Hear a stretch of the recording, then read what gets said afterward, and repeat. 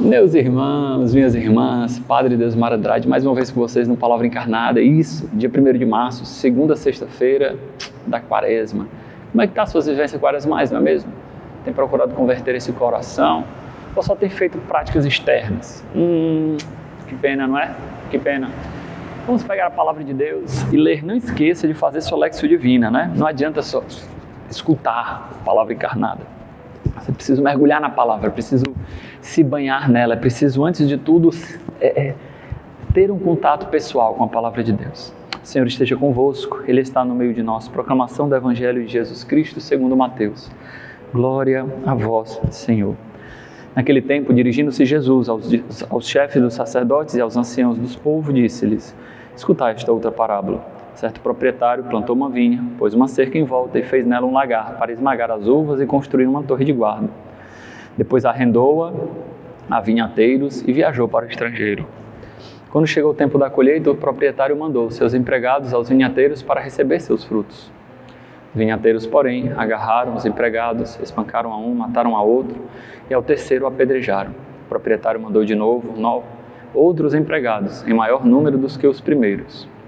Mas eles os trataram da mesma forma. Finalmente o proprietário enviou-lhes o filho, pensando: ao meu filho eles vão respeitar. Os vinhateiros, porém, ao verem o filho, disseram entre si: este é o herdeiro, vinde, vamos matá-lo e tomar posse da sua herança. Então agarraram o filho, jogaram-no para fora da vinha e o mataram.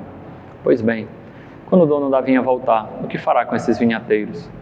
Os sumos sacerdotes e os anciãos do povo responderam: com certeza mandará matar de modo violento esses perversos e arrendará a vinha a outros vinhateiros, que lhe entregarão os frutos no tempo certo. Então Jesus lhes disse: vós nunca lestes nas Escrituras: a pedra que os construtores rejeitaram tornou-se a pedra angular. Isto foi feito pelo Senhor e é maravilha aos nossos olhos. Por isso eu vos digo: o reino de Deus vos será tirado e será entregue a um povo que produzirá frutos. Os sumos sacerdotes e fariseus ouviram as parábolas de Jesus e compreenderam que estavam falando deles. Procuraram prendê-lo, mas ficaram com medo das multidões, pois elas consideravam Jesus um profeta. Palavra da salvação. Glória a vós, Senhor. Meus irmãos, vejam bem, nós estamos no segunda sexta-feira da Quaresma e o Evangelho de hoje mostra a morte que Jesus irá morrer, de fato, não é? Essa parábola Jesus fala direcionada para os fariseus, para os mestres da lei, para os anciãos. Deus preparou o povo de Israel, escolheu, plantou esse povo, cuidou, montou uma torre de guarda, deu chefes a ela. Porém, esses chefes que deveriam cuidar dela não direcionavam os frutos da sua vinha, da vinha que era do Senhor, para ele. Então o Senhor manda mensageiros para poder pegar esses frutos. No contexto, são os profetas. Deus envia os profetas e como é que os profetas morreram? Foram perseguidos e mortos também. No fim dos tempos, Jesus usa chegado o tempo devido, né? O tempo do Senhor, né? Essa palavra, o tempo do Senhor, o dia do Senhor é muito caro ao Antigo Testamento. Quer dizer, o dia da glória de Deus, o dia da manifestação, mas também o dia da vingança de Deus. Vingança não no sentido humano, né? Mas no dia que o Senhor vencerá seus inimigos, né? E no Antigo Testamento talvez você pensasse que os inimigos de Deus eram os imperadores que dominavam, etc. Mas nós entendemos, de uma forma cristã, que o verdadeiro inimigo de Deus é o pecado e o demônio, né? No dia que Deus vencerá o demônio, no dia devido, o Senhor envia o seu Filho como última mensagem de misericórdia, pedindo que o seu Filho colha os frutos do trabalho. Os anciãos entendem que, na verdade, eles, que estão cuidando do povo de Deus, não acolheram o Filho, não acolheram os profetas. Assim, Deus que cuida do seu povo, que protege o seu povo, não recebe os frutos deste povo, né? Então, o contexto é muito claro. Jesus falando por que ele irá morrer. Ele é o Filho que não foi acolhido pelo seu povo, o povo que o seu pai criou, cuidou, plantou. Jesus veio para esse povo, porque Jesus veio em primeiro lugar para salvar os judeus e através dos judeus ser uma porta de salvação à humanidade inteira, porém foi rejeitado. E essa rejeição de Jesus acarretou na abertura para todos os povos. Portanto, eu vos digo que a vossa vinha será tirada desses vinhateiros e será arrendada a um povo que produza frutos. Então, é exatamente pelo fato de Jesus ter sido rejeitado pelos judeus que a porta da salvação é aberta a todos.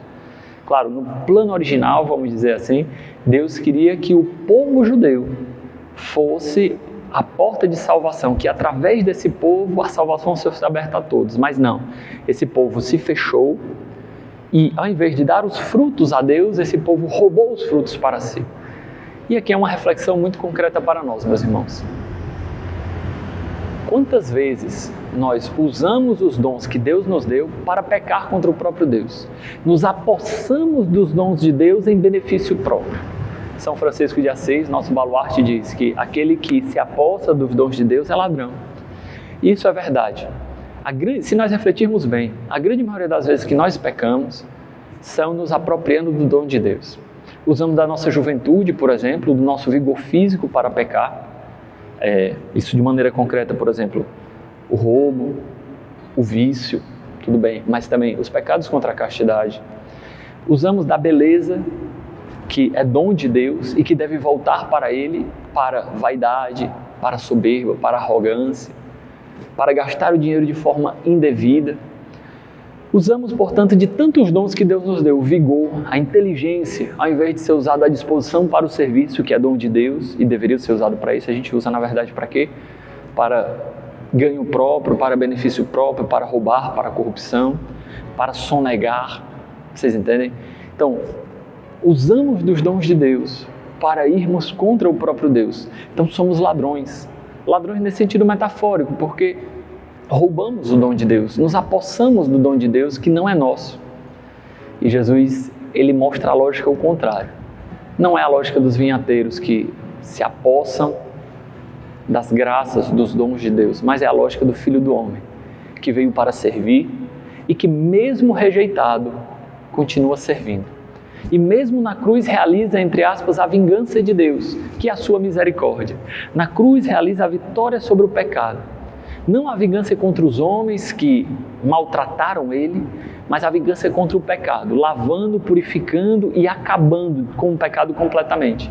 Permitindo até mesmo que os próprios ladrões fossem perdoados caso abrissem os ladrões, né? E os malfeitores, os seus algozes, fossem perdoados caso abrissem o seu coração. Vencendo o pecado até a última gota. Aquilo que tinha sido instrumento de morte na cruz, o abandono de Jesus na cruz, se torna então motivo de salvação. E como isso é forte para nós, a pedra que os pedreiros rejeitaram tornou-se a pedra angular.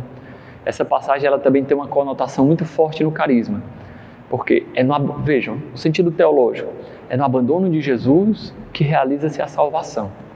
É na morte cruenta da cruz que Jesus realiza a salvação. E para nós, é exatamente o abandonado, a pedra que os pedreiros rejeitaram, aquele que foi abandonado, é a nossa pedra angular. A pedra angular onde o carisma lumen se fundamenta é no abandonado. O rejeitado, aquele que veio para salvar e ser sinal de salvação, mas ao mesmo tempo ser sinal de contradição. E o abandonado ainda hoje é sinal de contradição. Andando incógnito, desconhecido nas ruas, desprezado pelos homens, é ele precisamente o sinal de salvação. Porque rejeitado, não buscado, é o maior objeto de amor que nós temos. Aquele que nós devemos amar como nosso único Senhor, o Emanuel, o Deus conosco. Vejam, a pedra que os pedreiros rejeitaram tornou-se a pedra angular. É precisamente Jesus, a pedra rejeitada. E hoje esse mistério é atualizado no Emanuel, no Verbo encarnado, abandonado, especialmente nas ruas, em tantas situações de desespero. E que é a nossa pedra angular. E nós não podemos substituir essa experiência fundamental, meus irmãos. Nesse tempo de Quaresma é momento de nós renovarmos a nossa experiência com Emanuel.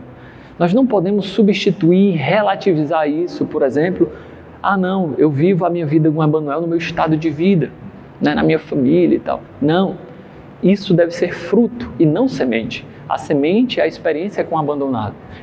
É uma semente insubstituível. Uma semente que vai gerando frutos em todas as áreas da vida, no seu trabalho, gera áreas gera frutos, por exemplo, na sua família, no seu relacionamento, na sua amizade, no seu lazer. Tudo isso se transforma frutos do encontro com o abandonado. Mas vejam, meus irmãos, não relativizemos a experiência com o abandonado, porque a pedra que os pedreiros rejeitaram se tornou a pedra angular. Glória ao Pai, ao Filho e ao Espírito Santo, como era no princípio, agora e sempre. Amém. Abençoe-vos Deus Todo-Poderoso, Pai, Filho e Espírito Santo. Amém.